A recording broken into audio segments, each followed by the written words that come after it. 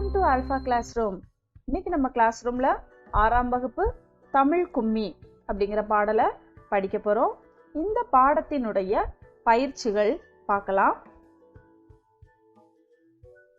சரியான விடையை தேர்ந்தெடுத்து எழுதுக.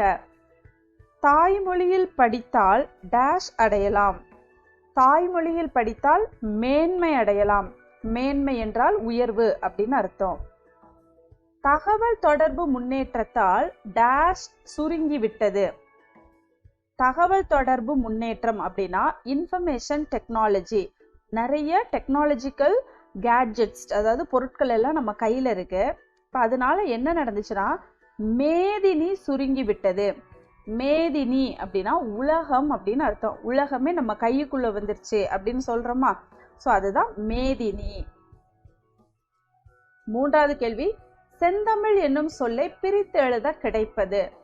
செந்தமிழ் பிரித்தெழுதினால் செம்மை கூட்டல் தமிழ். செம்மை கூட்டல் தமிழ். பொய் அகற்றும் என்னும் சொல்லை பிரித்து எழுத கிடைப்பது. பொய் அகற்றும், இதை பிரித்து எழுதணும்னா பொய் கூட்டல் அகற்றும். பொய் கூட்டல் அகற்றும். 5வது கேள்வி, பாட்டு கூட்டல் இருக்கும் என்பதை சேர்த்து எழுத கிடைப்பது.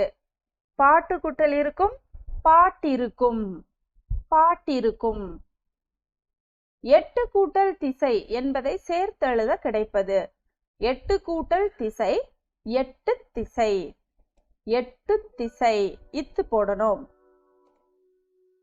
அடுத்த பயிற்சி, முதல் எழுத்து ஒன்று போல் வரும் சொற்களை பாடல்ல இருந்து எடுத்து சொல்லியிருக்காங்க. அந்த பாடலை உங்க புத்தகத்துல பாருங்க. இதுல முதல் எழுத்து ஒன்று போல வரக்கூடிய சொற்கள் பொட்டுங்கடி, கோதையரே. கோ, இது கோ, குரில் நெடில் கோ, ஆனா அது ரெண்டையுமே மோனையில கொண்டு வந்திருக்காங்க. 8 திசை எட்டிடவே. ஏ ஏ முதல் எழுத்து ஒன்று போல இருக்குது. ஸோ மோனை அப்படின்னாலே முதல் எழுத்து ஒன்று போல இருக்கும், அதுக்குதான் மோனை. 2ஆம் எழுத்து ஒன்று போல இருந்துச்சுன்னா அதுக்கு பேரு எதுகை அப்படின்னு சொல்லுவோம். ஸோ ஊழி, ஊற்று. அறிவு, அழியாமலே. மெய், மேதினி. இதுவும் அப்படிதான், மெய். இது வந்து குரில், இது மே நெடில். ஸோ அதனால இது ஒரே இதுல கொண்டு வந்திருக்காங்க. 2ஆம் எழுத்து ஒன்று போல் வரும் சொற்கள் எதுகை. 2ஆம் எழுத்து ஒன்று போல வந்து அதுக்கு பேரு எதுகை. கொட்டுங்கடி, 8 திசை. 2வது எழுத்து இட்டு, இங்கே 2வது எழுத்து இட்டு. இது பாருங்க, ஊழி, ஆழி, லி லி. பொய், மெய். 2வது எழுத்து ஈ, இங்கேயும் ஈ. கண்டதுவாம், கொண்டதுவாம். இன் இன். பூட்டருக்கும், பாட்டிருக்கும். இட்டு இட்டு. கூடுதல் வினாக்கள். இந்த பாடத்துல இருந்து நம்ம எக்ஸ்ட்ரா கொஸ்டின்ஸ் படிக்க போறோம். மாணிக்கம் என்ற இயற்பெயர் கொண்ட கவிஞர் யார்? யாருக்கு மாணிக்கம் அப்படிங்கிற பெயர் இருந்தது? பெருஞ்சித்திரனார். பெருஞ்சித்திரனார். பாவலரேறு என்ற சிறப்பு பெயரால் அழைக்கப்படும் கவிஞர் யார்? பெரும் சித்திரனார். அவருக்கு மாணிக்கம் அப்படிங்கிற பெயர் இருந்தது, பாவலரேறு அப்படிங்கிற பெயரும் இருந்தது. நும் பாடப்பகுதியில் இடம்பெறும் தமிழ் கும்மி கவிதை பேழை பாடலை பாடியவர் யார்? பெருஞ்சித்திரனார். கவிதை பேழை அப்படிங்கிற இந்த கும்மி பாடல், தமிழ் கும்மி பாடலை யார்தான் எழுதியிருக்கா? பெருஞ்சித்திரனார். நும் பாடப்பகுதியில் இடம்பெறும் தமிழ் கும்மி கவிதை பேழை பாடல் இடம்பெறும் நூல் எது? எந்த புத்தகத்துல இருந்து இந்த குறிப்பிட்ட பாடல் எடுத்திருக்காங்க? கனிச்சாறு. தென்மொழி, தமிழ்ச்சிட்டு, தமிழ் நிலம் ஆகிய இதழ்களை நடத்தியவர். இந்த இதழ்கள் அப்படின்னா பேப்பர்ஸ். இப்ப நியூஸ் பேப்பர்னு சொல்லுதோமா, நாளிதழ் அப்படின்னு சொல்றோம். அந்த மாதிரி தென்மொழி, தமிழ்ச்சிட்டு, தமிழ் நிலம் இப்படிங்கிற இதழ்களை எல்லாம் நடத்தி வந்தவர் பெரும் சித்திரனார். திசைகள் டேஷ் செந்தமிழின் புகழ் பரவ வேண்டும். திசைகள் 4லும். டேஷ் சிறந்து வாழ்வதற்கான வழிகாட்டு முறைகள் கொண்டது தமிழ். உலகம் சிறந்து வாழ்வதற்கான வழிகாட்டு முறைகளை கொண்டது தமிழ். பொறுத்துக. ஆழி அப்படின்னா அதனுடைய பொருள் கடல். ஆழி கடல். மேதினி என்றால் உலகம் அப்படின்னு பொருள். மேன்மை உயர்வு. ஊழி நீண்டதொரு காலப்பகுதி. ஊழி என்றால் நீண்டதொரு காலப்பகுதி. அடுத்த பயிற்சி.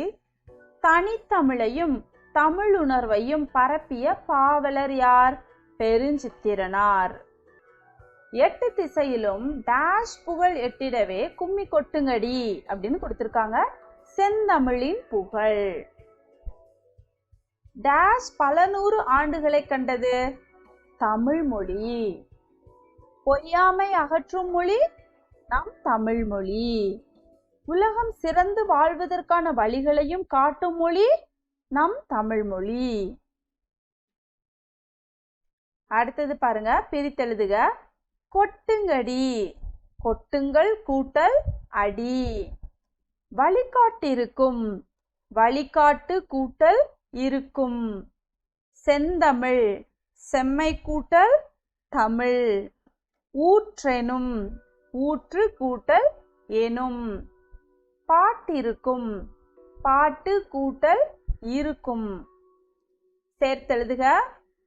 இளமை கூட்டல் கோதையர் இளங்கோதையர். இளங்கோதையர் அப்படின்னா இளமை கூட்டல் கோதையர் அப்படின்னு பொருள். பூட்டு கூட்டல் அறுக்கும் பூட்டறுக்கும். பூட்டறுக்கும். அறம் கூட்டல் மேன்மை அறமேன்மை. அறமேன்மை. பல கூட்டல் நூறு பல நூறு. ஊற்று கூட்டல் எனும் ஊற்றெனும் எனும். குருவினா. தமிழ் மொழியின் செயல்களாக கவிஞர் கூறுவன யாவை? தமிழ் மொழியின் செயல்களாக கவிஞர் கூறுவன என்ன சொல்றாரு? பொய்மை அகற்றி மனதின் அறியாமை நீக்கி அன்புடைய பலரின் இன்பம் தரும் பாடல்களை தந்து உயிர் போன்ற உண்மையை ஊட்டி உயர்ந்த அறத்தை தந்து உலகம் சிறந்து வாழ்வதற்கான வழிகளை காட்டுவது நம் தமிழ் மொழி. செந்தமிழின் புகழ் எங்கெல்லாம் பரவ வேண்டும் என்று கவிஞர் கூறுகிறார்? செந்தமிழின் புகழ் 8 திசைகளிலும் பரவ வேண்டும் என்று கவிஞர் கூறுகிறார். சிறுவினா. கால வெள்ளத்தை எதிர்த்து நிற்கும் மொழி தமிழ் என்று கவிஞர் கூறுவதன் காரணம் என்ன? ஏன் எத்தனையோ ஆண்டுகள் கடந்தாலும் இன்னமும் தமிழ் மொழி நிலைத்து நிற்கிறது? அதுக்கு காரணம் என்ன அப்படின்னு கேட்கிறாரு. 2000 ஆண்டுகள். 2000 அப்படின்னா என்னன்னா 2000 years அப்படின்னு அர்த்தம். ஸோ 2000 ஆண்டுகளுக்கு முன்பாக இலக்கண இலக்கியங்களை பெற்ற முதுமொழி நம் தமிழ் மொழி.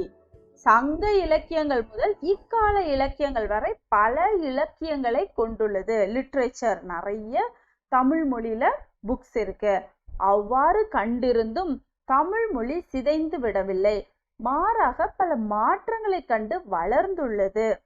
பல மொழிகள் அழிந்த நிலையிலும் தமிழ் மொழி இன்று செம்மொழியாக உலகில் தலைநிமிர்ந்து நிற்பதினாலேயே கவிஞர் அவ்வாறு கூறுகிறார். ஓகே, எத்தனையோ மொழிகள்லாம் அழிஞ்சே போயிருச்சு. ஆனா இந்த தமிழ் மொழி மட்டும் நாளுக்கு நாள் வளர்ந்து கொண்டே தான் வருகிறது. இந்த தமிழ் மொழி காலத்தால் அழியவில்லை அப்படிங்கறத இங்க சொல்லியிருக்காங்க. தமிழ் கும்மி பாடலின் வழி நீங்கள் அறிந்து கொண்டவற்றை உன் சொந்த நடையில் தருக. நீங்க என்ன இந்த பாடத்துல இருந்து கத்துக்கிட்டீங்க அப்படிங்கறதுதான். ஸோ இவ்வளோ நேரம் நம்ம என்னெல்லாம் படிச்சோமோ அது எல்லாத்தையும் சேர்த்து எழுத போறோம். அவ்வளவுதான் இந்த கேள்வி. பல நூறு ஆண்டுகளை கடந்து பல அரிய நூல்களை தந்து அதன் வழி பல அறிவியல் வளர்ச்சிக்கு முன்னோடியாக விளங்கி நிற்கின்றது. இயற்கை சீற்றத்தையும் பல இனங்களின் எதிர்ப்பையும் மீறி அழியாமல் நிலைத்திருக்கின்றன.